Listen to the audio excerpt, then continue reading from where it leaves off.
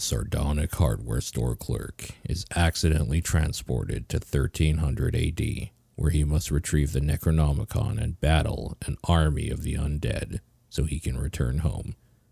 Tonight on Survive the Night podcast, we're talking Army of Darkness.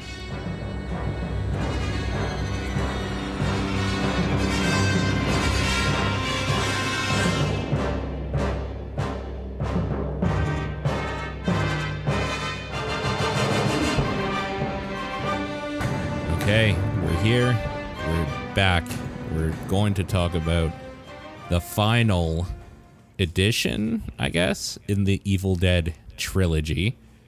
We're here to talk about Army of Darkness. Man, weird revisiting this one.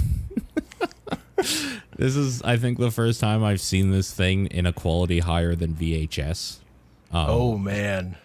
Yeah, I've never rewatched it on like Blu-ray or anything, so I watched a crisp edition of it. And it makes that thing like look even sillier than I remember even. Yeah, there's some compositing effects that just don't work when In you high get up def. Yeah. Yeah. I would say most of them. Well, specifically when like the little ashes are holding open his mouth, that just doesn't work. It doesn't line up. Yeah. Yeah. There's a few. Yeah. There's another one where, what's her face? Sheila is like standing there in the car, kind of like tumbles near her or whatever. And it's just like, oh, that is so poorly done. Yeah.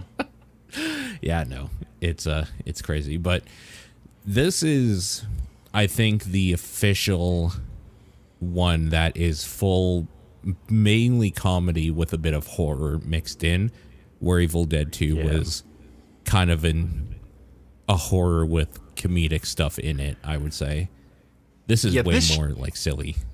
This just isn't a horror movie anymore, straight up. It's just not. It just has monsters in it. Like, that's what makes it a horror movie. It's like a creature feature. Mm-hmm. Totally. And also, subsequently, this is the one that I think most normies get into. I guess for decent reason. So, like, straight up, I watched this with my girlfriend, and I asked her after which of the three is your favorite, and she said this one. I was like, yep, that makes sense. It's the most easily accessible. It's silly. She likes slapstick humor a lot, so like that's all this is. Yeah. And if you like weird like Muppet movements and stuff like that, and like skeletons, then this is the movie for you. Oh yeah. If you like skeletons, baby, we got skeletons. If you like skeletons moving around like Kermit the Frog and stuff, then yeah, we got a movie for you. You know, I do. I like all that stuff. Yeah, I don't like it fine. as much as I like the other Evil Dead movies, but it's fun. That's kind of it, yeah. It is nice to have something completely different, though, when you consider Evil Dead 1 and 2 are essentially the same movie in different, like, ways. Almost like different storytellers telling the same base material or something. Yeah. It's nice that this is completely different, I guess. It just also doesn't come anywhere near to the close to the highs of those movies. So it definitely has more memorable, memeable stuff, though. There's parts of this that I just like remember immediately, even though it's been decades since I've watched this movie last. It's extremely quotable in that way. Yeah. I found it interesting because this I didn't remember. It starts completely differently than how 2 ends, where he kind of shoots the Deadite and is revered. He's actually just captured as like a piece of shit traitor of Henry the Red's. Yeah. So just completely different, which is kind of hilarious. They also like reshoot like original Evil Dead shit again, like way less of it. Yeah, but to fit it's in funny. Linda. Yeah, it's funny they reshoot that stuff again, even though they do have a clip Like then it has like one clip of Evil Dead 2 at the end of just him getting sucked into the portal. Yeah.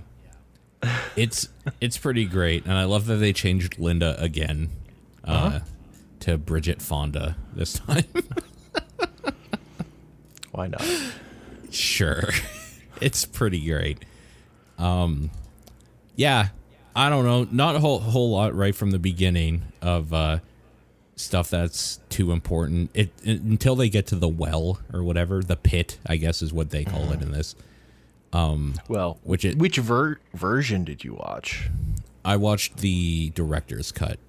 So technically the original way it was meant to be watched, I guess, that was changed for theaters. So the first thing I remembered, and I was kind of just waiting for, was Blood Fountain, the blood geyser, because that I found it funny back then, and I gotta be honest, I still found it funny. Watching it again, I was just like, it's so ridiculous. It's like the only blood in this movie, though. Yeah, this is very much a like PG-13 movie in a lot of ways. Yeah. In fact, is it actually rated R or is it PG-13? I didn't look this up. Because I bet it is PG-13 and I just never even realized it. Yeah, I don't know. I'm going to see if I can find out. It predates PG-13, I think. Still. Does it? Yeah, it might.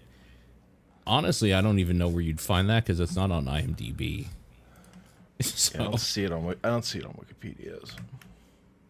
Yeah. Well, whatever.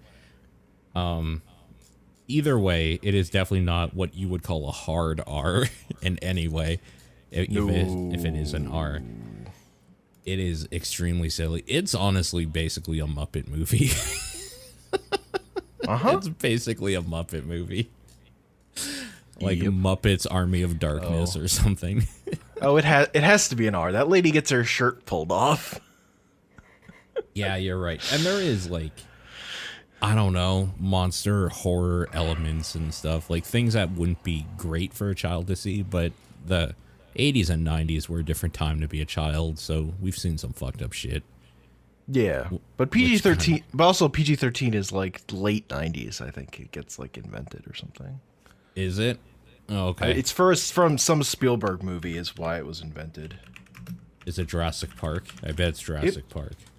I think so. I bet maybe I'm wrong. Maybe it was mid-80s. Yeah, because Jurassic Park was definitely one of those PG-13 movies that I had to get my dad to take me to, and that was in the early 90s. Apparently it was Red Dawn was the first one. Oh, weird. Yeah, I guess, like, you guys down there were really nervous about that stuff back then, so that makes sense. You wouldn't want kids to be part of the, like, Red Scare and all that sort of thing.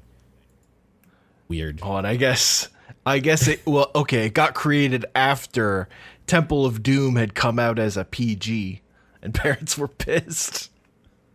Oh, okay. So it was a reaction saying like this needs to be like, they had to find a middle ground between this is probably okay for younger audiences and not okay. Yeah, and the movies where people get their hearts ripped out of their chests. Sure, that's fair. I definitely watched that movie when I was too young, so I get it. Monkey brains, like, there's weird shit. That whole movie just has an aura of hashtag cursed to it, honestly. That whole movie is kind of cursed. I get it. This is definitely a PG-13 type thing where totally you should probably be aware of, like, it's not meant for children, but also it's kind of meant for children. Yeah. I mean, again, like, this is the first one of these movies I saw kind of in that I saw it randomly, just like part of it on TV one time. Like in the middle of the skeleton battle. And then I was like watching the movie in college. I was like, fucking, I remember this. Oh. This is definitely one of those movies that I've seen many, many times in my life, but there are huge chunks of it I just don't remember because they're pointless and kind of boring. And Sure. then it gets to the parts that you remember, and those are very standout-ish. So, like, right from the get-go, the beginning is kind of hazy to me. The only reason I kind of remember it is just because of the way Evil Dead 2 ends and just the general setup. Then it gets to the pit part. That whole part I remember because that's one of those memorable parts. Primitive screw heads, this is my boomstick, blah, blah, blah, all that stuff. Then it's kind of like nothing again for a while until I guess the small ashes. I don't know. It's weird because it's like I remember his traveling to the windmill and the mirror, but like none of that stands out as much as like the actual fight with the mini ashes. And then it's just like nothing again, basically, until the main battle, and then it's nothing again until the ending. It's weird. Like, it's super weird how there's just blind spots in this movie for me. It is funny that Sam Raimi, I guess, has said that he does think the director's cut is a little flabby compared to because the actual version's shorter. But, Yeah. like, it's only 96 minutes. It's not like a long movie. Yeah, it only cuts out, like, what, 10 minutes, maybe? Something like that. Like, it doesn't cut out a lot. No. It's really just the ending that's different, and It's the there ending. are a couple one-liners that are different. Sure. I don't have a list of those. And I don't know remember them. I know the big one. What is the big 'Cause one? the big one is when Ash shoots Evil Ash in the face. Oh, okay. In the director's cut, he says, "I'm not that good." In the theatrical cut, he said, "Good, bad. I'm the guy with the gun." Yeah, that's true. That is the one that is missing. That's the one that I was just like, I could have sworn that line was different because I didn't Yeah. remember that. So when Yeah. my friends showed me this in college, they showed me the theatrical cut. I realized, Yeah. so because I remembered that line specifically so strongly. Well, and the ending, but yeah. Yeah, the theatrical cut is the only one I knew for like ever until my friend bought the like special edition or whatever that came out on like when VHS was dying and DVDs started becoming a thing. And like that was, I don't know, like 20 years ago or something. Sure. Yeah. But that ending, like we'll talk about the endings later, Yeah. but that ending is definitely the thing that you remember. Yeah. The differences between the endings are huge. Yeah. Okay. One of the things that I never knew before, actually, I still don't even know if it's true. I'm going to quickly look it up but the lady who plays Sheila, Aaron recognized her as the lady who, yeah, okay. So the lady that plays Sheila in this is her first movie. Later on, she played the main teacher, the good teacher in Matilda, which is like, was a big movie for me and her, like growing up or whatever. And I never realized that. And then while we were watching this time around or whatever, she's like, holy shit, that's Miss Honey. And I couldn't unsee it. And it like destroyed me. It destroyed my brain. Yeah. She's been in some other stuff too, but I don't remember her in those stuff. Like she was in 13 Ghosts and apparently The Amazing Spider-Man 2, which I don't remember at all. I don't know. She's been in a lot of shit, but it's kind of crazy when you know a person based on like a character that was kind of like there in your memory as a kid, and then you just see them in a completely opposite role as some like weird ghost lady undead Oh, thing. she was in Europa Report. I've seen that movie. Okay, sure. I haven't, so I don't have like- that line. But okay, It's a found footage space movie. great. It sounds awesome. It's okay. Oh, okay. I couldn't tell fine. if it was a bad or a It was Good. fine. Oh, all right. I don't know if I believe you. She was apparently in Mad Men too, the show that everybody loves except me. So, anyways, I love that show. Oh, okay. Well, you and I have that in common. They're like there are like some bits that are okay, but yeah. overall, it's kind of whatever. I kind of hate that show in a lot of ways. Anyways, that's not what we're talking about here. There's one Mad joke Men, in Mad basically. Men I really like, and it's Okay. when the guy gets they're like fucking around with like a lawnmower in the office, and they run over a guy's foot, so his foot's gone, and then someone else says, "Man, it's a real shame. His career's over. Won't be able to play golf anymore." It's a good joke. It's a quality joke. Okay. Best thing that has ever been written in Mad Men. So, Yeah. Yeah, I believe. Yeah. I'm sure somebody's people love that fucking show, and I don't understand it, but that's fine. That's fine. Yeah. So the mini ashes. This is one of the things that I definitely wanted to talk about because like Blood Fountain and the weird deadite that's in the pit there and all that sort of stuff, that all held up kind of okay in like the corny weird comedy horror thing this is. Like it looks terrible, but it always did, so it's fine. Mini Ashes is There's a continuity thing where he just doesn't have his gun until he has it. until he needs it, yeah. Like you see him drop it on the ground and it's on the ground and nobody picks it up, and then he just has it later. So I remembered obviously the boomstick part and primitive screw heads and blah blah blah, but I couldn't remember how he got his gun, so I was looking out for it. And the way he gets his gun is that it magically appears in his hands when he needs it. Yep. Yeah. Because the like wizard dude throws him the chainsaw, but he's I not thought he throwing the threw him. gun. So in my memory, I thought he threw him both, but no, he totally doesn't. Yeah. Yeah, it's baffling to me how like they just overlook that and nobody cares. But I didn't care until this time, and I've seen this movie a bunch. But it's funny that happens because like the "this is my boomstick" line is like, I feel like the whole punch of why the start of this movie is different than the end of Evil Dead 2 is like to build up to that line. Yeah, like it's pretty important that he has the boomstick, the godly weapon that they can't comprehend at the end of that movie and not at the beginning. It's weird. It's weird how they do that.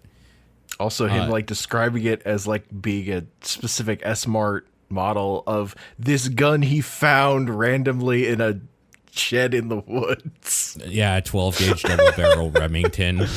Yeah, It's like, that was a random shotgun that's been sitting out in this cabin in the woods. Like, it's not retails where for you about work. $109.95. Like, what are you talking about? Yeah, I guess just in general, the way this starts is him kind of giving the lowdown of like who he is and like now he's trapped or whatever, or now he's a prisoner. And they never really specified any background for him, but this is where we find out he is a retail stock dude that works at a place called S-Mart, and that's where he met his girlfriend Linda. This is just great. Like, sure, all right, let's introduce his origins in the third movie in a quick flashback sequence. Yeah. That in the director's cut doesn't pay off at all. At all. No. It's insane. It's so silly. Anyways, I think all that beginning stuff holds up fine. It's really the small ashes, the mini ashes, and like the ashes out of the smashed mirror in the windmill. This is where it's just like, oh, this is definitely like 30 years old. Holy shit. Well, I mean, it feels even older than that. It's like so extremely Three Stooges. Yes. I mean, this whole movie is in terms of comedy style, yeah. But you're right. Like the effect is also pretty. It's visually, absolutely terrible at this point. Like, not unwatchable because I mean, we've seen Crime Wave and we've seen It's Murder. So it's definitely watchable. But whatever, there's like composite effects that are doing the same thing in older movies that look better than this too. It's not all about it just being old. It's also just some of it Bad. just isn't done well. Yeah, it's just poorly done. And the one that you cited is the one where they're trying to like, he's standing in front of the screen as himself twice, trying to hold open the video of his mouth or whatever, and it doesn't at all line up or look correct, and it's super awkward and fucking bad looking. Yeah. The fight between like them, whatever. I still think it's kind of funny. He throws the fork at that one guy, he gets impaled.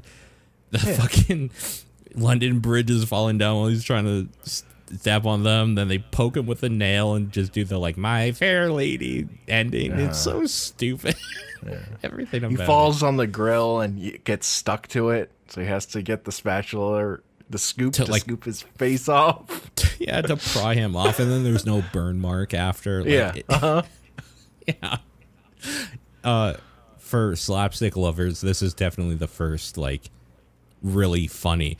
Actually, no, the first really funny thing I thought was when he gets the chainsaw thrown down to him and then it just like clicks in perfectly on his stump. I fucking love that gag so much. It's very funny. It's so funny. This is also funny in a different, like, I don't know, more childish, amateurish way where you're just like laughing at how silly it is. Yeah. This is where like, oh, this movie should have been a PG. Like like this is the core of the movie. Like they should have toned down the other stuff because kids would be the most ready to accept the suspend disbelief and just enjoy this. Absolutely, yeah. This part is important though, because he swallows one of the mini ashes that grows inside of him ostensibly. Oh yeah, and starts like forcing its way out in a very Resident Evil-esque fashion with the eyeball popping out of his shoulder. Skin flap with the eyeball, that's like the most horror thing in this movie. Yeah, it starts off as like amazing body horror with that and like what's happening to him, and then it just turns into a really silly gag with a mannequin head attached to him. Yes. It like very quickly stops being horror. Immediately, almost. Yeah. Yeah. Like it's just that eyeball shot that's horror. After that, it's fucking. He's got a mannequin head and he's running around in front of the full moon howling like he's a werewolf. Yeah, it's insane. It's important though because like that's where we get the Evil Ash copy that turns into the captain, I guess, or the leader of the army of the dead. I'm Evil Ash. You're good Ash. That part's so bad. That part is so bad. There's that. So there's a few parts. That's one of them that is embarrassing to watch with somebody for the first time. We're just like, oh God. I swear to God, I'm not a child. So stupid. Okay. Anyway, this all like it sounds like a lot of stuff that's happening, but it's kind of the first like half an hour of the movie. Like it kind of just goes once it starts.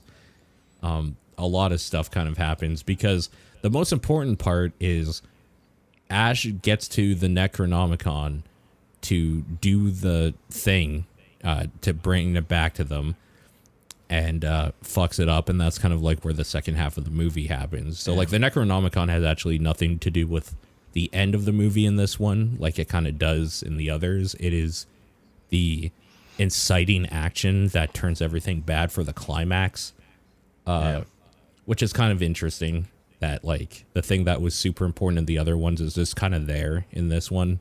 Like it's not really that big of an adventure to get there. Just kind of weird shit happened along the way. Great gag, though. The fact that he has to say the 3 words, Klaatu Barada Nikto, and just fucks honestly, it up. My favorite part, though, is when he gets there and he's like, 3 books? Yeah. Nobody said okay. anything about 3 books. Like, the 3 books, like, when it plays out, it's kind of a bust. Like, it kind of Yeah. doesn't matter. But when he's, like, just standing there, like, looking at 3 books, going like, nobody said anything about 3 books. That fucking kills me. This whole part is actually really and that good. also kills me because, like, I didn't remember that part, whereas, like, I remember Klaatu Yeah. Verasa Dicto. Yeah, sure. So it was, like, extra funny to be like, oh, right, this bit. Yeah, this whole bit is amazing, honestly. It's actually fantastic, this whole thing. I also forgot about the 3 books thing. But yeah, I don't know. I guess he figures it out too quick for me, maybe. Like, it would have been, I think they could have. I mean, he just brute forces it. It doesn't really matter. They could have, like, had another joke in there somewhere, but I mean, I don't know. I can't think of it now on the top of my head. The fact that the second book, like, just bites him and then flies away, basically. Yeah, that was really good. The way that book looks is so stupid. Yeah, that's true. But it is like endemic a thing with this movie where, like, the evil isn't intimidating anymore at all. No, not at all. And it's like, because, like, the evil is, like, way less of a presence. Like, so much of it is just like, oh, it's evil Ash. Like, it's just Ash's own, like, perpetuating its own fucking bad situations for himself at this point. Yeah. It's not about, like, an unknowable evil that's, like, scratching at the edges of the world. Well, it's like, funny. It's closer to, like, a Marvel movie. It's funny because it kind of starts that way on his journey, and the reason he kind of gets thrown into the windmill or whatever is because he's being chased by, like, the evil in the forest again. Mm-hmm. But like, yeah, it doesn't go anywhere. And they never bring it back is the thing. No. Yeah, I don't know. It's weird. Him just forgetting the words or whatever and then coughing and mumbling through it is it's so good. That is it's quality. It's so good that it's become a thing that other things have replicated. Like, that is just a really good gag. I like that a lot. And then, I mean, there's the big battle. He fucks it up. The army kind of forms and attacks or whatever. That battle, holy shit. I forgot how stupid those skeletons look and sound. I forgot they talked, like, a lot of them. They're basically like... They're Muppets. Battle droids from the Star Wars prequels. But somehow worse. I don't know. Somehow worse. Well, they don't say Roger, Roger, so clearly they're worse. Yeah. They're close. Yes. Every time one of them screams, it's actually hilarious because they just kind of, like, give it a little shake like a Muppet would. It's great. That stuff's great. And then it's followed up by, like, just them exploding into bones and dust or whatever they do. But, like, this is the great evil that Ash has unleashed by not speaking the words. Is this fucking comedy troop skeleton army? Silly skeletons, yeah. Yeah, God, it's so silly. I really love this. It's like fucking, the Muppets do Helm's Deep. It totally is, yeah. But, like, smaller, because this is still an old movie, and it was only, like, $10 million. So it's not huge. But, yeah. The flautists are still my favorite. Just they're so good. Playing the bone flute. There's no way to say that. That doesn't sound like a euphemism, but it's literally just a bone, like a femur or something. That's a flute. All of the skeletons are so good in a way that I forgot. And I really love it. This whole part is, you can tell that it would have been so fucking fun to be on set when they were filming this. Yes. Holy shit. the exploding like arrows that they do, and the skeletons just like some of them exploding and some of them just like I really I really love when some of the skeletons, the way their death animation is that they're like obviously just pushed over or like they just fall or collapse, and it's so lackluster. But yeah, this whole part is so good. And then we get some like weird is it Bruce Campbell in a thing for Evil Ash? I can't actually tell, like in a mask or something. Do you know? I don't know. Because I don't see why it would be. You don't his face is fucked up enough that you don't have to have him actually do it. I bet it's Ted Raimi. It's always Ted Raimi. Yeah. Oh wait, Bill Moseley. Okay, that makes a lot of sense. I can actually see it now. Yeah, apparently the Deadite captain or whatever is Bill Moseley, which that makes sense. I really love the fight that he and Ash have, and how he just like burns all his skin off and he comes back as a skeleton with eyeballs. It's so goofy in the perfect way, and it's kind of horrific too. I really don't like eyeballs on just a skeleton. It's creepy. It bugs me. It's just so fucking silly. I'm like so beyond, like away from it, thinking anything is creepy in this movie by that point. Yeah. I love how they turned the Oldsmobile into like a murder machine that's basically just an inverted lawnmower, essentially. Yeah. He only kills like 4 skeletons with it, though. It's just all these close-up shots of it over and over again, like driving in a circle. Yeah. He like knocks over like 4 stationary skeletons before crashing. Yeah. Yeah, for like how much time it would have taken to prepare that thing, it's pretty unremarkable. I kind of like that. I don't know. In this world, he's smart because he's like from an age where they taught science in school or whatever. So he says something like, we're going to beat them using science or whatever. He's got a chemistry 101 textbook. We're going to invent gunpowder and build a robot hand. Yeah, I love that there's just like the chemical for explosive or whatever in this high school chem book or whatever that was in the backseat of his car. Yeah. I mean, also, like, they just build him a robot hand. Like, right at the beginning. Yeah. Too. That whole scene is one of those. It's the groovy scene again, but like better. Yeah, not as. Yeah. I like it better. Okay. I just like because they add in the mechanical sounds that don't make any sense. Where it's like, it's like it's not powered or anything. It's just like him moving. I don't know, like little levers and stuff using his stump or whatever. I don't know. It doesn't really make sense. It doesn't make any sense at all. But he's like brilliant in this for some reason. But also this is where we get the Ash that I think everybody remembers as Ash the most.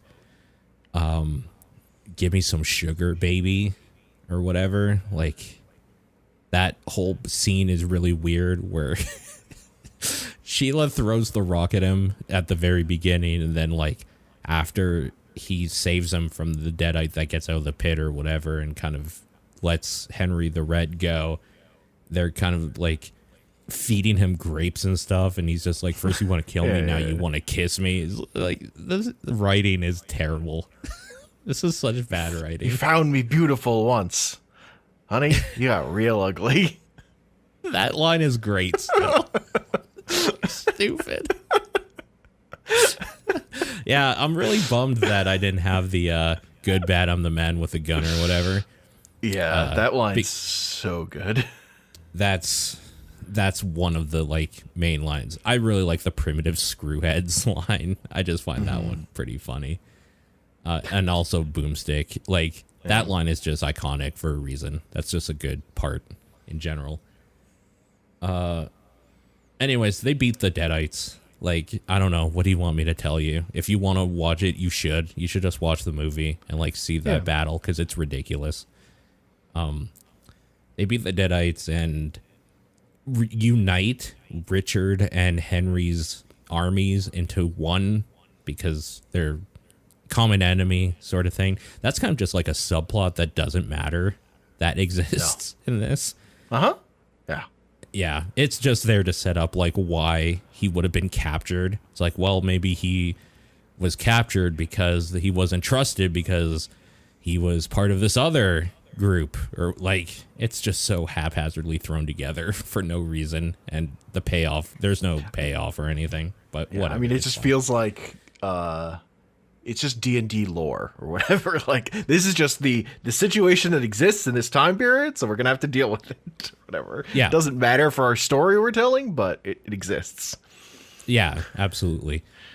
And like, I don't know. I guess it's a happy little accident that they could use it as a device to have the other army come in and like save the day when things are getting a little bit dire with Richard, King Richard or whatever his army. And the Helm's Deep. The Helm's Deep moment, honestly. Yeah. So sure, it works. Yeah. But the most important part of all of this is we get to the ending. Now, Ash is about to go back to his own time. The Necronomicon says they can do that by mixing up an elixir and him like taking it to basically sleep through time to waking up in, I don't know, his future or whatever. I guess like 6 decades or was it 6 decades? I can't remember 5. when this was set. Is that 5 decades? It's something like that. Yes, because it's 1,000 years for every drop, and he's supposed to take 5 drops. Oh, okay, right. Okay, this is where the big deviance is. So, the one that I think most people saw, including, it sounds like you and I, when we first watched this, was he gets the potion, and then we just kind of see him in the S-Mart talking to somebody about how he just saying like, then I went, I did the thing, said the words, and now I'm here or whatever. Yeah.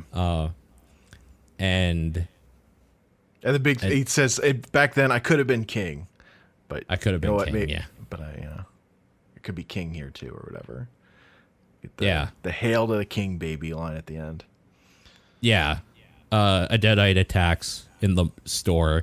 There's this weird like 2-minute just quick fight of him jumping up, shooting around and missing a whole bunch with a gun, reloading, jumping onto a cart, and just like firing extremely fast while floating down the aisle, essentially. And part of the setup is someone asked him, like, you said the words this time, right, though? They'd like redo him saying, having just had said the magic words bit. And he redoes well, maybe I didn't say every little syllable, but I said them. Yeah. And he kills the Deadite and says, "Hail to the king, baby," and then kisses his like co-worker, the female co-worker that he was talking to. Yeah, the girl he was telling the story. Yeah. The woman. And that's how that ends. Happy ending. Everything worked out. Wrapped back around. All good. Now, sort of happy ending. The evil is still unleashed upon the world, but whatever. Yeah, it's the happy not ending. A big deal. Have you seen capitalism? We still have evil in the world. Yeah, sure. Yeah, it's just a different kind of evil. Frankly, the Deadites would be better in some ways. I mean, if you're taking the Deadites in this movie, then sure. 100%. The Deadites in this movie, honestly, like I kind of want to be friends with some of them. They're kind of great. Okay, the original ending, and the one that you can like only find on director's cuts or original cuts or whatever you want to call them. He's told to swallow 6 drops of the potion, and it's so dumb how he fucks this up. He's like, he goes into a cave, kind of blows up the entrance so that he doesn't get bothered in his giant slumber that he's doing. He goes like 1, 2, 3, 4, 5, and then gets distracted by something, and then goes 5, 6. So he takes an extra drop and wakes up in a like apocalyptic future where nothing exists anymore except rubble of like his civilization. Yeah. Screaming that he overslept. Which, I slept too long. I get that, man. Like every time I would wake up for school, just like, oh no. I slept too long. It's such a bummer ending. It's such a bummer ending. It was such a bummer ending that Universal Pictures made him change it to the one that we talked about before. Yeah. How do you feel about when studios or publishers tell somebody making a movie how they should end something? Because this isn't a new thing. A lot of film like directors and stuff like that, especially indies, have a lot of times had their thing changed to be something maybe that they didn't envision at first. It depends if they're right or not. It depends if the movie would be better if it had a different ending. Is honestly my stance. Like, okay, I think like a lot of them come from the. I think a lot of the feedback that creators get a lot of the time is coming from a bad place. It's coming from, we need to either market this better, we need to have a sequel, or we need to have a toy line. Yeah, or, focus testing. And focus testing can be incorrect and very misleading. But, maybe an ending would be better if it were different sometimes. So I'm not like opposed to that idea that like feedback could be correct, but I don't know the creator still should probably have the final say, but they should take feedback sometimes, I guess. Okay, sure. I'm just like trying to think of some other movies. One that came to mind immediately is, you've seen Clerks, right? Kevin Smith's movie? Yes. Do you know how that movie originally ended? I don't remember. Okay. Well, I mean, I should just say it anyways, because people listening might not. So the way it ends is the two main characters kind of have a big fight or whatever, and then there's a Jay and Silent Bob come in, they have a discussion, helps out with like the main character Dante kind of realizing something about his life or whatever with his relationship. They lock up, or Randall locks up, comes in and says like, you're closed or whatever, throws him the thing, and it just cuts to credits with like a kind of preppy song playing, or like a punky song or something. The original ending is all that happens and like they're closing up or whatever, and then as Dante's closing up, a customer comes in. There's like the ring of the bell or whatever that a customer came in, and he said, oh, sorry, man, we're closed. You see a gun, he shoots him, takes the money from the cash register and runs out. And then it cuts to black where he like killed the main character. And the criticism was, you can't have kind of like a lighthearted conversational like type thing make us love a character just to kill him in cold blood at the end. And I kind of don't agree. You totally can do that. It's just a completely different thing you're making, though, at that point. Like, apparently he must have agreed in some way, or maybe he was too new or afraid to say anything about it, because they changed it and it turned into arguably one of the only things I care about from that dude anymore at all. Yeah. So, but like, that was another one that was just, that ending was extremely different. The Butterfly Effect, I don't know if you remember that movie with Ashton Kutcher. Yeah, I remember of it, but I never watched the movie. Okay, do you mind if I just quickly say, like... I do not mind. Okay. So the whole idea of the movie is he can, like, activate his butterfly powers. No, he goes like in time or whatever into like, I don't know, has memories of like specific situations and then can change like what he does in them, and then the outcome's different in the future. The original ending, actually, hold on, I can't remember. There's two endings. I don't actually remember which one's the original one. One of them is he like breaks away from this like girl that he loved or whatever, and then like they pass each other by on the streets when they're adults, and originally I think she dies or something terrible happens to her. She's like a drug addict or something, right? And like by him not being part of her life, like she's alive and happy now, and they kind of walk past each other, and it's like one of those bittersweet moments of like she's fine or whatever, blah blah blah. And one of the other endings is he oh my god, it's so stupid, I don't even know if I can get it out. He goes back to him being in his mother's womb and kills himself using his umbilical cord so that he never existed. Or something like that. It's so fucking stupid. And it's one of those situations I'm just like, yeah, I don't know. That seems fucking weird. You shouldn't probably have had an ending where a baby kills itself as it's being born. Yeah. It's so fucking stupid. So that's one of the ones that I'm just like, you know what? Good for you for speaking up and saying, like, you can't do this. This is weird in a bad way. Yeah. But this is kind of the first movie, I think, in my life that growing up, I found out that you can just have completely different endings and like have a completely different experience with. So I guess that's a milestone for me that this movie gave. Yeah, I don't have much more to say about this thing. I think it's totally fine.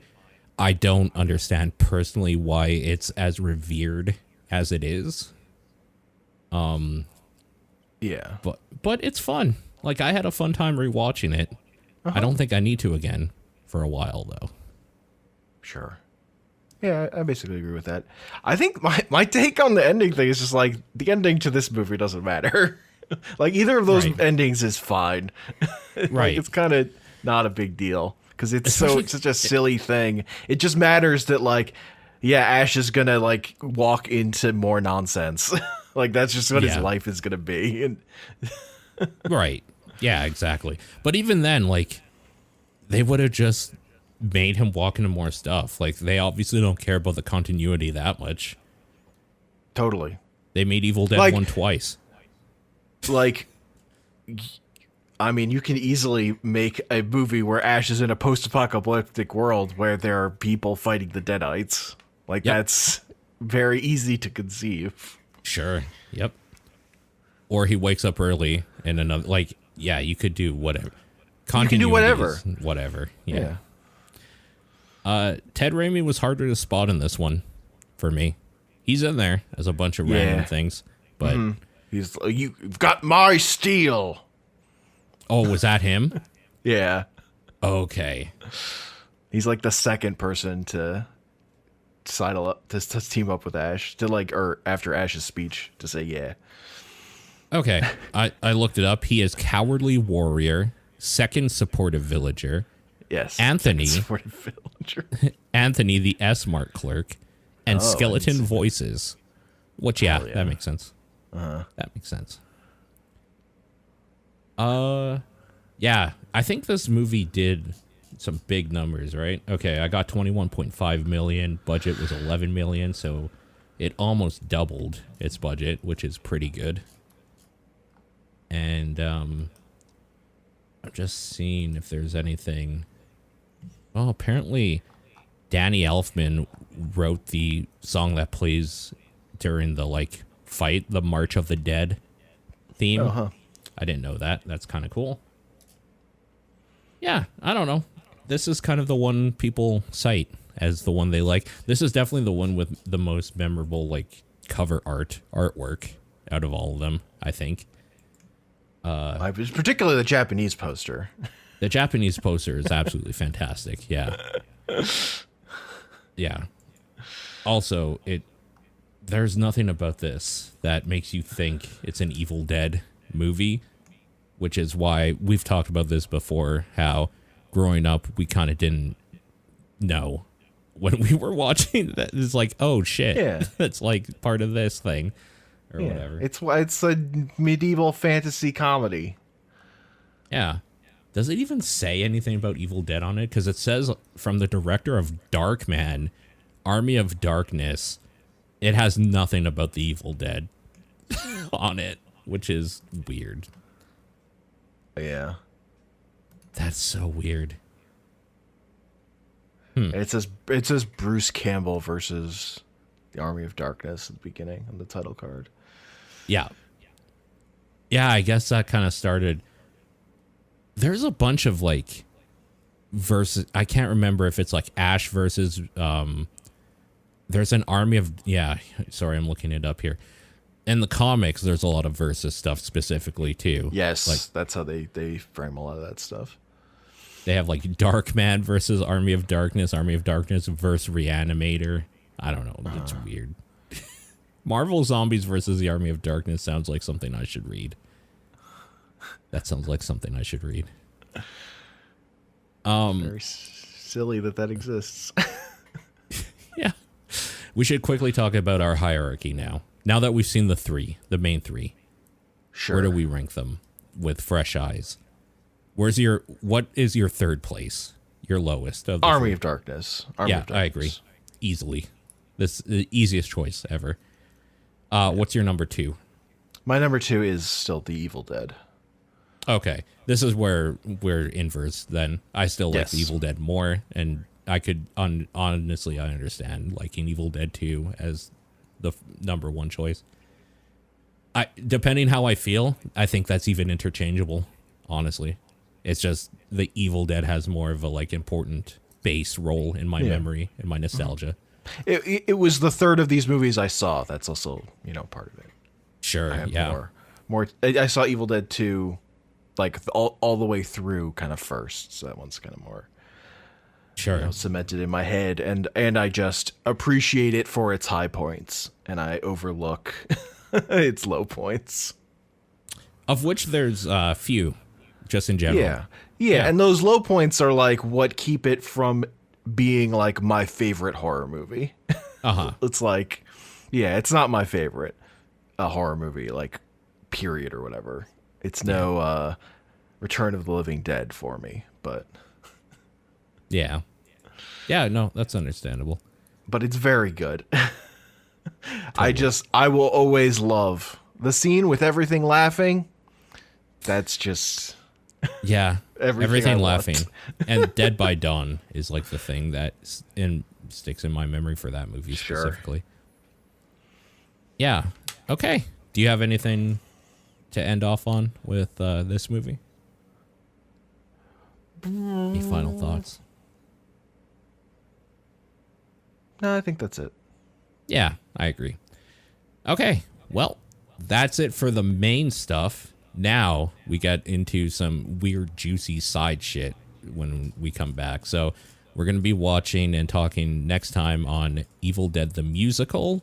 And then after that, we're going to be talking about Evil Dead, the remake in 2013, right? Hell 2013. yeah. And it's going to be interesting. It's kind of interesting because I think Evil Dead 2013 actually has nothing to do specifically with Sam Raimi, but I mean, we'd be remiss to not talk about it. Yeah, except he's producing it, but yeah. Yeah, kind of broke our own rule, but whatever. It's important enough because it's based on the thing that he did. I and mean, made him Sam Raimi famous. didn't, write the comic books either. Yeah, exactly. Or whatever, or direct the musical. Right, exactly. But so yeah, I guess those are the main things. Now we're going to be doing some of the adjacent stuff before jumping back into a few more Raimi stuff. So yeah, this has been a fun ride so far, though. It's been educational to relive these and see the things that we've missed up until this point, for better or worse, I suppose. Oh, I guess, like, out of everything we've talked about, you do not have to see It's Murder Within the Woods or Crime Wave, but if you wanted to watch one, you should watch Within the Woods. 100%. Yeah. God. Yeah. But yeah, next time, Evil Dead, the musical. So stay tuned for that. Peace.